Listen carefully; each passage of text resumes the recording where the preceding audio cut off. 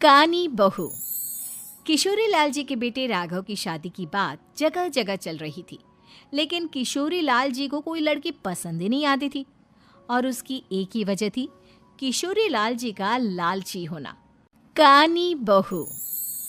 किशोरी लाल जी के बेटे राघव की शादी की बात जगह जगह चल रही थी, लेकिन किशोरी लाल जी को कोई लड़की पसंद ही नहीं आती थी। और उसकी एक ही वजह थी, किशोरी लाल जी का लालची होना। उनको लड़की वालों से मोटा दहेज चाहिए था, और इसी चक्कर में एक दिन वो एक बहुत पैसे वाले के घर अपने बेटे का रिश्ता लेकर पहुंचे। उस आदमी का नाम था ओम प्रकाश। देखिए किशोरी लाल जी, मेरी एक ही बेटी है और मेरी सारी संपत्ति जायदाद सब कुछ मेरी बेटी नैना का ही है।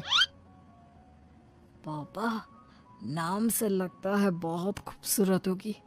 कितना अच्छा नाम है ना, नैना। ओ, वैसे बात तो सही है आपकी। अब इतना पैसा है, जमीन जायदाद है, इकलौती बेटी, आप भी क्या करेंगे? सब कुछ उसे ही देंगे ना। बिल्कुल ठीक पहचाना आपने। बस बेटी की शादी और सारी जायदाद उसके नाम। पापा, बिना देखे हाँ कर दीजिए ना। इतना अच्छा रिश्ता फिर कहाँ मिलेगा? माला माल हो जाएंगे हम। मैं अपनी बेटी को बुलाता हूँ। अरे नहीं नहीं नहीं नहीं, आपकी बेटी का नाम नैना है, सुनकर ही लगता है बहुत सुंदर होगी। रहने दीजिए अंकल, मैं तो आपकी बेटी के नाम से ही इतना खुश हो गया हूँ कि उसे बिना देखे शादी करने को तैयार हूँ। अब तो मैं उसका चेहरा सीधे शादी के बाद ही देखूंगा। और इस तरह राघव नैना का चेहरा नहीं देखता और उससे शादी कर लेता है। शादी के बाद अपनी सुहाग रात पर जब राघव नैना का घूंघट उठाकर देखता है तो नैना की आंखें बंद थी। कितनी खूबसूरत हो तुम नैना, जरा अपनी आंखें खोलकर मेरी तरफ देखो तो सही। नहीं, मुझे शर्म आती है। अरे, मैंने तुम्हें शादी से पहले भी नहीं देखा, और अब अगर तुम आंखें खोलकर मुझे देखोगी भी नहीं तो मुझे अच्छा कैसे लगेगा? इससे पहले कि नैना अपनी आंखें खोलकर राघव की तरफ देखती, अचानक से लाइट चली गई और राघव नैना को पूरी तरह से देख भी नहीं पाया।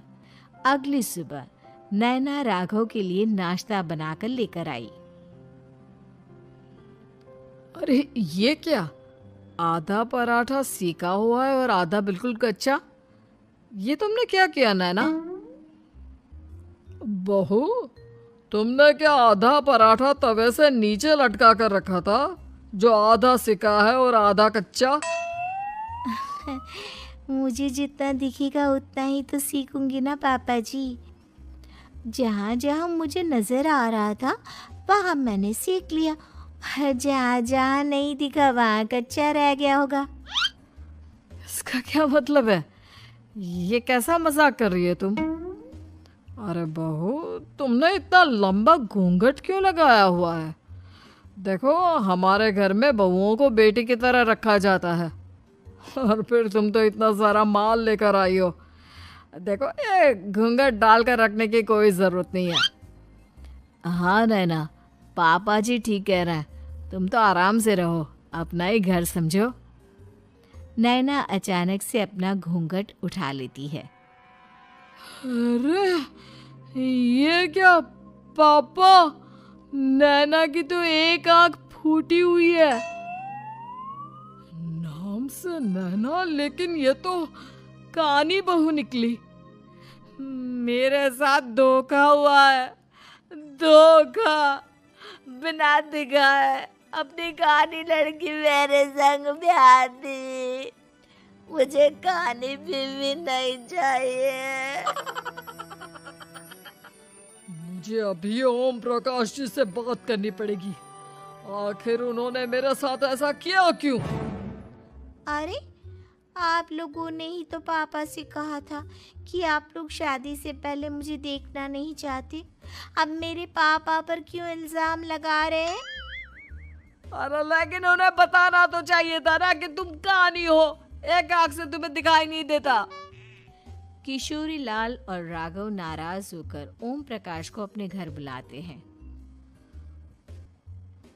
पापा जी, ये आपने क्या किया? शादी से पहले बताया क्यों नहीं कि नैना की आंखों में परेशानी है? अरे आप ही ने तो लड़की देखने से मना कर दिया था। अरे लेकिन आप बता तो सकते थे। आपको तो हमारी बेटी की प्रॉपर्टी चाहिए थी, वो भी पूरी की पूरी। अब क्या हुआ अगर उसे आधा दिखाई देता है? प्रॉपर्टी तो आपको पूरी मिल गई ना। अरे ये क्या बात हुई? मेरी शादी प्रॉपर्टी से नहीं, आपकी बेटी से हुई है। अब ये तो पहले सोचना चाहिए था। तब तो मेरी प्रॉपर्टी देखकर तुम्हारी जुबान लप लपा रही थी। लेकिन मैं कानी लड़की को अपनी बीवी बनाकर नहीं रख सकता। पापा कुछ करिए ना आप। हाँ करता हूँ। देखिए ओम प्रकाश जी, आप हमारे साथ ऐसा नहीं कर सकते। और तुम देखो, अगर तुमने मेरी बेटी से शादी तोड़ी ना, तो जो भी प्रॉपर्टी मैंने तुम्हें दी है वो तो पूरी की पूरी वापस ले ही लूँगा, और आधी प्रॉपर्टी तुम्हारी भी लूँगा। अरे मेरी आधी प्रॉपर्टी भला क्यों लेंगे आप? इसलिए क्योंकि मेरी बेटी को आधा नजर आता है और उसकी नज़र अभी तक तुम्हारी आधी जायदाद पर ही पड़ी है। अब तुम उसे घर से निकालोगे तो कुछ तो लेकर जाएगी ना। और अगर हम आपकी बेटी को अपने घर की बहू बनाकर रखे तो? तो तुम्हारी पूरी प्रॉपर्टी तुम्हारी ही रहेगी, और जो मैंने तुम्हें दिया है ना, उसमें से बस मैं आधा लेकर जाऊंगा। अरे लेकिन अब आप अपनी दी हुई प्रॉपर्टी में से आधी वापस क्यों लेकर जाएंगे? अगर मैं आपकी बेटी को अपनी पत्नी बनाकर रखने को तैयार हूं तो? इसलिए ताकि भविष्य में अगर तुम मेरी बेटी को धोखा दो तो उसके पास कुछ तो रहे जो पति का हो। वैसे मेरे पास तो बहुत कुछ है, लेकिन अपने पति की कोई निशानी तो उसके पास होनी चाहिए ना। अब अगर तुमने मेरी बेटी को कानी कहा तो तुम्हें प्रॉपर्टी भी कानी ही मिलेगी, पूरी नहीं। जमाए राजा। किशोरी लाल और राघव समझ चुके थे कि वो बुरी तरह फंस चुके हैं और अब उनके पास वहां से निकलने का कोई चारा नहीं है। अब समझ में आया ना, लालच बुरी बला होती है। एक तो तुम्हें प्रॉपर्टी मिली, ऊपर से बीवी मिली, उसमें तुम्हें नखरे भी दिखाने हैं।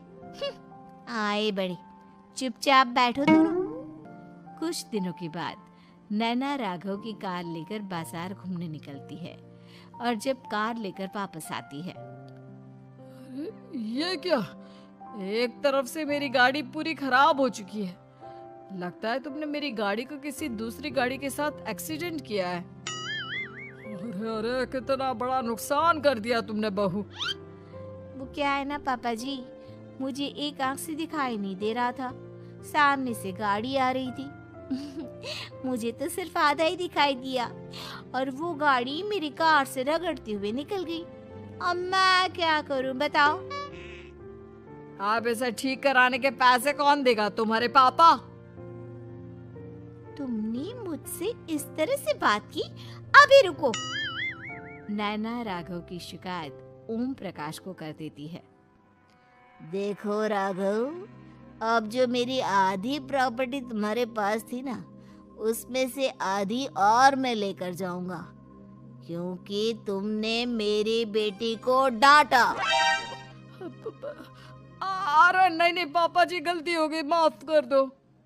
गलती की तो कोई गुंजाइश ही नहीं। अगली बार मेरी बेटी को डांटा तो बची हुई आधी में से आधी और ले जाऊंगा।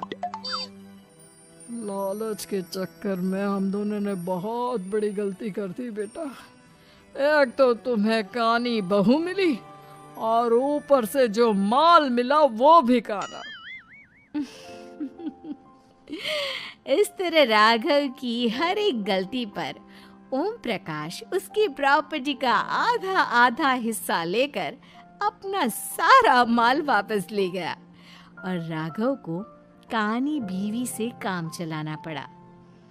भाई लालच वाकई में बुरी बला है।